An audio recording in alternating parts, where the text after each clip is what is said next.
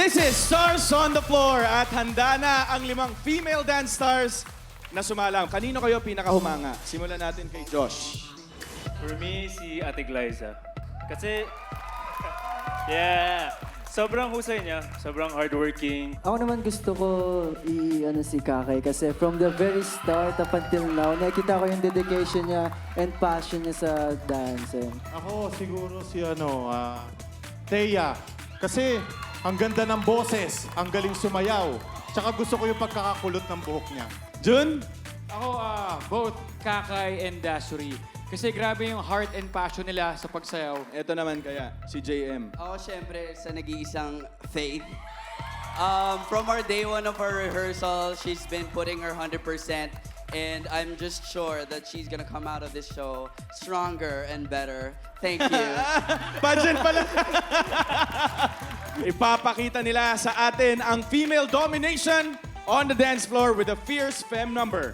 Here are the digital dance stars Kakay and Dashery with the celebrity dance stars Faith, Thea, and Glyza.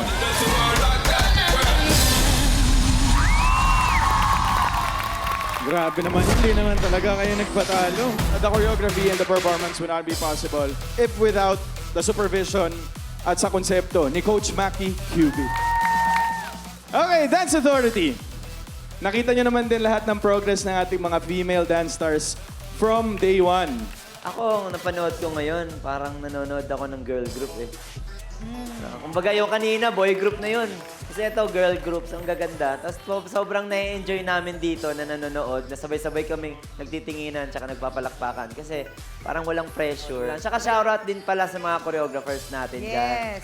Kasi sobrang na-appreciate ko din na pinapaganda talaga nila yung prod, no, yung sayaw nyo para mas magmukha kayong maganda sa stage, sa pagsayaw nyo. So, yeah, shoutout sa inyo dyan. Tama si Coach Jay. Pwede kayong girl group. Day manglalamong kayo, Day. Sa totoo lang, hindi talaga. Kasi nakakakanta ba nga? Si Faith nakakakanta, si Thea nakakakanta. Si Glyza nakakakanta rin. Dasiree and si Kakay. Nakakanta rin. Pwede sila magbuo ng ganon. Pero sobrang the whole time nakangiti lang kami. Ang cute-cute ninyong tignan. Ang linis, ang ganda-ganda. Sobrang nakaka-proud kayo mga anak. Sobrang nakaka-proud. Sobra. Thank you, Mang. Yan. Kanina yung mga boys, sobrang gagaling.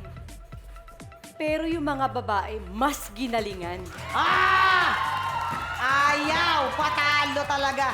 Kasi sabi ko, patingin ko nga, nung nakita ko sila nag-perform, literal, tinayo nila ang bandila ng mga kababaihan. Tsaka sobrang nakaka-proud. Ito yung moment na nakikita ko silang super nag-i-enjoy, na yun yung gusto ko. Like kanina, nag-perform kami, grabe yung kaba namin ha. Wala namang magja-judge sa amin, pero ganun namin na-appreciate ang bawat pag-indak nyo sa entablado na parang, wow, the best kayo. So proud na proud kami sa inyo. Thank you sa ating dance stars, of course, to our female dance stars and our male dance stars.